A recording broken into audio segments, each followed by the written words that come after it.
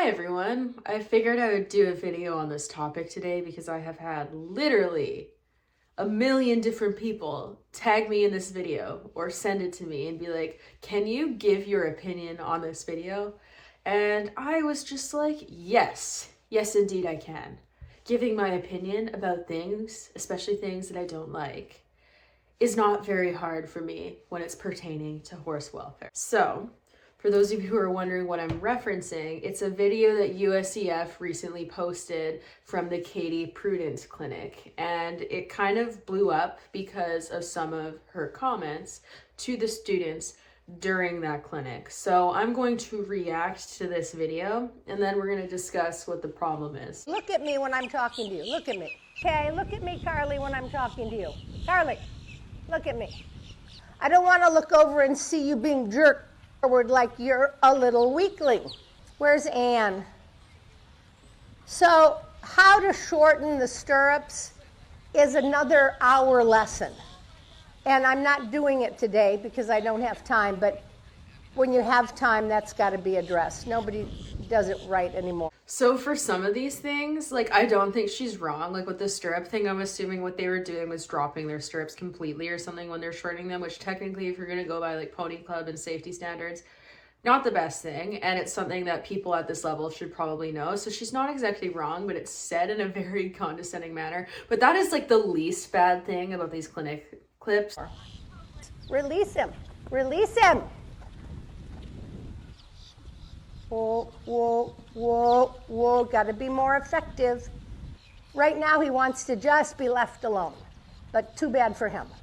Right there, that's kind of like the start of where we're going to go with this, because her comments about the horses in particular are the biggest problem, especially pertaining to that gray horse. So watch that horse in particular when I'm reacting to this, because that gray horse is literally having a windmill tail for like this entire clip, which is a behavioral thing that is largely connected to like some form of pain and stress. A lot of horses who have tails like that end up having problems in the back or somewhere in their body that are causing them pain. It doesn't really come out of nowhere. That's something that's important to look at when you're referencing the horse's behavior as we go further into this, because it's unfair to blame the horse in the way where the immediate assumption is just that the horse is being intentionally bad, because oftentimes those types of behaviors are related to underlying pain of some sort. Now I have this thing with my stick, and I call it smacking back.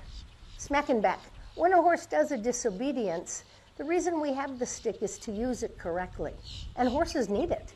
They need it. All this, animal rights activists who know nothing about training horses, they need a good licking sometimes. So that comment right there is like one of the ones that out of all of this kind of got me the most. So Katie, if you're watching this, I am one of the animal rights activists that actually does know a lot about training horses. I would wager that I've studied more behavioral science than yourself and a lot of people at the top of the sport, because it is not a prerequisite to actually understand operant conditioning in order to become successful in the horse world, which is partly why we see behavior like this being normalized at a national level by upper level clinicians and having so many people not see a problem with it. If there was an understanding of operant conditioning, there would be a greater understanding of why physical punishment probably isn't the best means of handling unwanted behavior in flight animals, especially if you're wanting to avoid the fear behaviors that then get labeled as disobedience.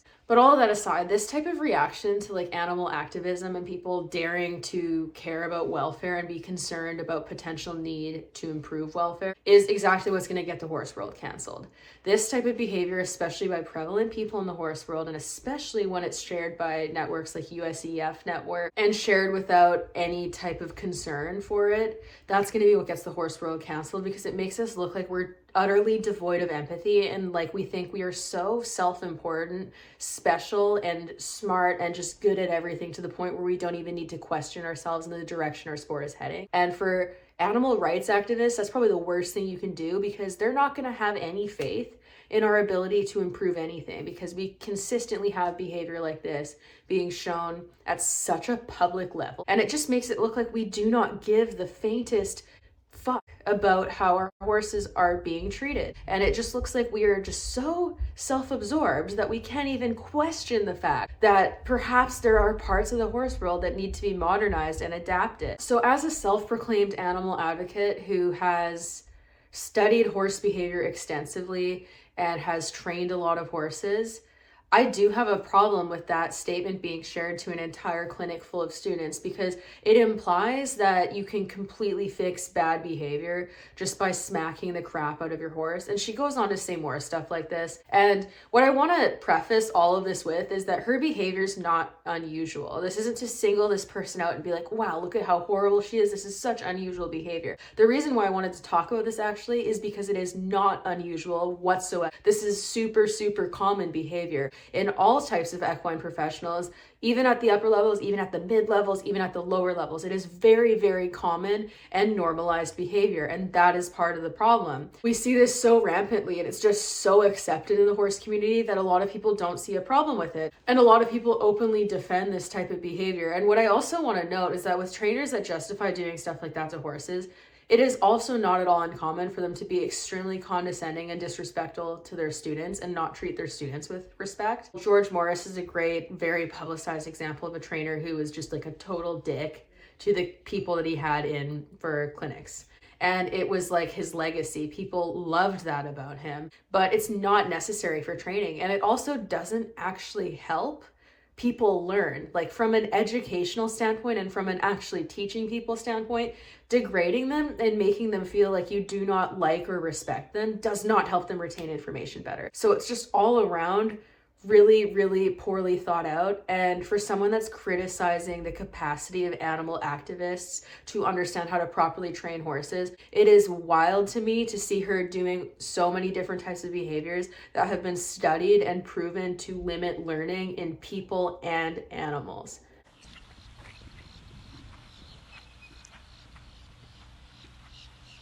Come on, I don't go in for circling. Right? Don't you dare turn that corner. You crash him into that fence rather than letting him turn. So again, the tail on the gray horse, a sign that the horse is pretty upset about something. But saying that she would rather the rider crash him into the fence rather than turning, even if she's just exaggerating or like joking or whatever people would want to say to excuse it, not very safe.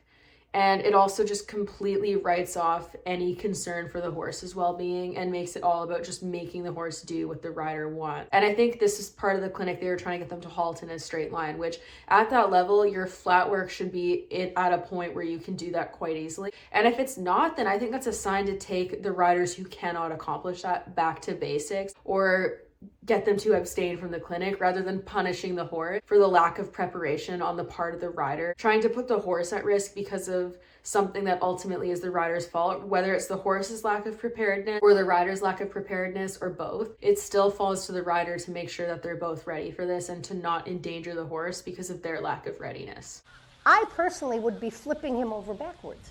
He wouldn't dare go around that corner with me. This is probably one of the worst comments in the entire clinic. And again, people could be like, oh, she's exaggerating. It's not that big of a deal. You're overreacting. She didn't actually mean it that way. She's just saying it as a figure of speech. Even if that's true, you shouldn't be teaching people that, especially when you are being streamed or having the footage shared where everyone can see it, because people could take that literally. And if they do, that's incredibly dangerous for both horse and rider. And once again, it shows absolutely no concern for the horse's safety, and it puts all of the blame on the horse for how they reacted. So it's very kind of disturbing to see people just flippantly saying these types of remarks in front of a crowd, and when they know they're being recorded for the footage to be shared after, because it just makes us all look bad. It makes it look like horse people truly do not care about their horses. It makes it look like it's all about the sport for us, to such a point that when our horses are bad, we no longer care about their safety or well-being. It's all about just getting them to do what we need them to do in order to do what we want, which is showing and competing.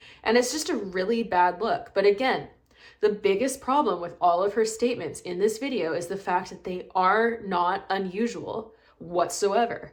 They're extremely, extremely common in the industry, to a point where you can find a million different trainers that will say stuff just like this and far, far worse. It is not unique to Katie Prudent whatsoever. This is not to like blackball her or be like, wow, she's such a terrible person, because she's literally speaking in a way that we have normalized to such a degree in our equestrian culture that people see no problem with this. So you can't blame a single person for a culture that we have built either through our apathy and lack of desire to hold people accountable, or through openly encouraging this type of behavior. It's unfair to single out one person as a martyr and a scapegoat over a culture that we have chosen to build in this community and that we largely don't hold accountable, because we just shrug off people's behavior and we go, it's not a big deal, she's not being serious. And we make all these excuses for them. Or even if we do have a problem with how they speak, a lot of people just don't care enough to actually properly address it at all.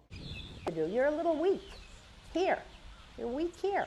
So she says that this rider is weak and points at the brain. Again, it's just unnecessarily insulting. You could say, hey, like, you're not prepared for this clinic and here's why. I think you need to go back to flat work, or here's what you should work on, but you're not ready for this clinic and I don't think it's fair for the other riders if you're holding the back or whatever. Like, you can excuse people from a clinic, or you can put them in like preschool level exercises at whatever level you think they need to be working on, and just do that instead of just having them participate in the clinic, fail at what you're asking them to do, and then berate them and tell them that they're essentially stupid for not being able to do what you're asking. Where are you going? Where are you going? Go do it again. I want you to stop on a line. I don't want you to canter the turn. She was like especially degrading to like this gray horse and rider pair. And again, the gray horse literally has a windmill tail that's going so insanely rapidly that he's going to like propel himself off the ground like a helicopter and fly away like Dumbo if he continues doing like that. So I think there's probably something going on under the surface that is making this horse harder to stop in a straight line, on top of a potential lack of preparedness or lack of flat work foundation for both horse and rider. But like, the tail is a red flag. That's a red flag that deserves to be looked at. And personally for me, I think that being at the level that this clinician should be at in order to educate these riders, that should have been a signal from the horse that she should be looking at and being concerned about, especially since she had the audacity to claim that animal activists don't understand how to train horses. She's missing out on a very clear behavioral signal that the horse is very upset about something. As someone who apparently has a massive clue on how to train horses, you would think that she would understand that basic behavioral signal, because I mean, it's all over the ridden pain ethogram and all sorts of equine behavior databases that help you learn basic horse behaviors. So as a training professional, you'd think that someone would be better at reading horse behavior, especially if they're going to insult animal activists and act like they're the stupid ones. So just saying. Up, up. Canter left, go left, go left, keep going. Carly, listen to me, go left, keep going. Tune into my voice, think. Oh, she's gunning again. Whoop, whoop, whoop. Stop on a line. See this, as a group, you guys lack discipline. 20 times we've stopped on a line, Ainsley. And like, there, I don't think she's wrong. Like, they can't stop in a straight line after a grid, then like, yeah, that is a pretty basic thing that your horses should be able to do, especially if you do enough flat work and whatnot. But I mean, like, sometimes people are nervous, sometimes the horses are nervous, sometimes people aren't at their best, and degrading them isn't really how you get ahead and kind of lift morale and help people actually learn. Like, explaining exactly what they did wrong and like what they should work on in order to cover these basic skills would be better. And maybe she did that and I'm just missing out on that from the clips that were shared in this clip that kind of went viral. But just the tone of voice that she uses, I really don't like, because it's just very condescending and degrading, and I don't think that is conducive to learning. And I say this as someone who's had trainers that have spoken to me this way, and I know exactly how it made me feel in those moments, especially when it happened in public. And it decreased my morale and self-esteem to such an extent that I wasn't learning as actively in those moments as I could have been. So Supposed to turn left. You guys, you know what? Either you don't listen or you're just bird brains. Start again. I want a left turn there and a left. And then like, again there, like, not the worst thing. Once again, insulting their intelligence, but honestly, birds are pretty smart. So I think that as a clinician, if it's frustrating you with your clinic group's lack of ability to perform the exercises that you're asking them to do. And it's kind of your job to adjust the exercises accordingly to their skill level, even if you have different plans. And even if they go into it expecting different things, it's their fault for not being prepared if they cannot do the clinic that they signed up for and they need to do something else at their level. Again, I'm not the one running this clinic, so I can't really speak for that. But the things that she said about the horses are by far, in my opinion, the most concerning part about those clips. Talking about giving them a licking and how they need to be put in their place, and how she'd rather flip a horse over than have them not properly turn a corner or have them turn a corner without halting. All of these things are just like so unnecessarily aggressive towards the horse for no reason at all. And anytime I hear trainers talking about horses like that, it just shows a very clear lack of understanding for horse behavior. It blames all unwanted behaviors on the part of the horse as disobedience, and it punishes them accordingly for their behavior rather than approaching things with empathy, understanding, and patience. And I think that's what we actually really need at the upper levels, is a level of humility, understanding, and patience that results in us taking a step back, even if it's impacting our ability to get to our goal, and just giving the horse the benefit of the doubt and not pushing them as hard or blaming ourselves and asking what we did wrong to make the horse make these mistakes or make them nervous or stressed or whatever. Because we have enough people who blame the horse. We have enough people who want to punish the horse and get mad at the horse and act like the horse is out to get them.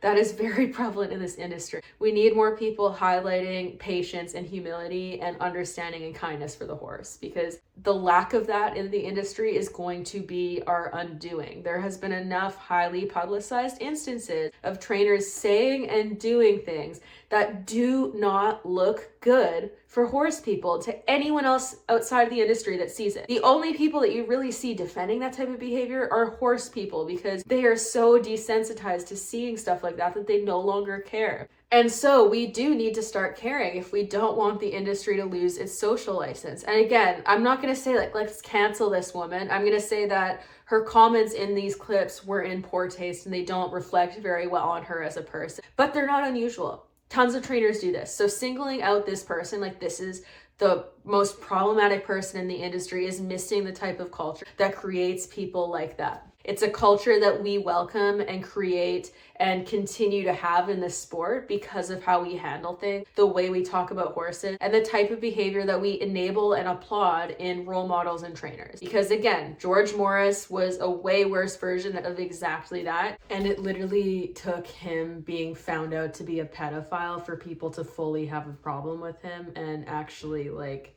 run him out of the sport, which a lot of the role models that people reference for giving tough love to students aren't particularly the best examples of being good people, good role models, and good trainers. So if Katie Prudent actually is flipping over horses when they piss her off, or running them into fences when they piss her off, or giving them lickings when they piss her off, all of those things are a bad look, and to say them so flippantly, even if she's exaggerating, looks bad on all of us. But I cannot stress enough how that is not unusual behavior in the horse world, and it's the culture that's the biggest problem, not one specific person. It's a culture that we all enable in this industry and that we all need to start calling out and denormalizing by saying, hey, this is unacceptable. We need to modernize and move with the time. Because I'll be the first to say that, like, I grew up listening to trainers talk just like that, and I modeled their speech and said the same things and punished my horses accordingly, and often responded with anger because my role models showed me such anger that it seems normal and okay to me. So the way trainers talk to their students and the way that they talk about handling horses who are giving people a hard time actually really does matter. And we shouldn't be shrugging it off as easily as so many people want to do in the industry, because a lot of people are made to be aggressive towards their horses because of what their role models show and normalize to them. And I'm gonna just be the first to admit that I was one of them. And it took me a lot to deprogram that mindset. And also, even outside of the horse world, that mindset was harmful to me in my day-to-day life because it made me a very frustrated and angry person. So We don't need those types of attitudes. But what I will say is I think anyone trying to ruin that woman's career off of those clips is kind of missing the fact that she is just like one of many people in an entire industry full of these attitudes that we have normalized and created because of the culture that we welcome in this industry. So blaming just her is missing the actual problem. We can say they're in poor taste and that shouldn't be normalized or encouraged, but I think that trying to martyr a single person in a sea of people just like that misses the point. All that aside, USEF put out a statement about this situation, and I thought their statement was a little bit laughable. The safety and well-being of both horses and riders are of the utmost priority to US equestrian. We all know that's not actually true for numerous reasons, not just this situation. Effective communication between trainer, horse, and athlete is critical to safety and success in the equestrian sport. At times, direct words are needed to get this across when coaching. However, under no circumstances does US Equestrian condone training techniques that do not put the horse and rider well-being first. We are aware of the concerns regarding the recent clinic and are conducting a review of the matter. So this is just like kind of a fancy way of saying we're not actually going to do anything. We think that her directness with the students was totally acceptable, but we're going to vaguely say that we don't condone training techniques that do not put horse and rider well-being first, so that when we don't do anything, the implication is that these suggestions do put horse and rider well-being first. Also, there's multiple occurrences that show with other horses and rider pairs and other trainers that the US Equestrian and many other organizations do in fact condone training techniques that do not put the horse and rider well-being first. Specifically the horse more so, but also the rider in a lot of situations, because very few show organizations actually step in when active abuse is going on in the show ring. And even when you report it to stewards, oftentimes nothing is done about it. So it's just all very virtue signaling, and I'm not surprised that they did this, and this is literally just a response to the bad press. It's like a very vague way of essentially not really having to take any side and to just try to like quell the anger and angst in people that are saying things about the clinic without making any real commitment, which is like par to the course for a lot of these show organizations, because this is what they do. Like the FEI is like the royalty, the king, queens of like being like this in their statements. So not surprised. This is behavior that we've created in the industry because of what we enable. And we shouldn't be surprised when we see this, because very little is being done to discourage this. Things are changing now more so than ever, and I'm seeing more and more positive changes, but it's still not enough, because there's a certain mindset in the industry that is very encouraged and normalized, or at the bare minimum, people are very encouraged and normalized in their apathy towards problematic things that they see and just taking a step back and not getting involved. And if we actually want to change things, we need to hold people accountable. And above all, these show organizations with the power and ability to make rules and hold people accountable need to actually start exercising that power in favor of horse welfare, instead of just saying that's what they do and then not doing it. Anyways, that's my statement on this whole situation. Nothing in that clinic clip is new or surprising to me, because I grew up seeing trainers of all calibers saying stuff just like that. And I continue to see and hear it all at shows and from people who come to me for training about their experiences. And it's just, it's so common that it's, but I am happy, I guess, that people are starting to call it out more. So that's good that people are starting to see more of a problem with this, because stuff like this, I don't think people would have bat much of an eye at many years ago. So things are changing in a positive way in that regard, and that's good. So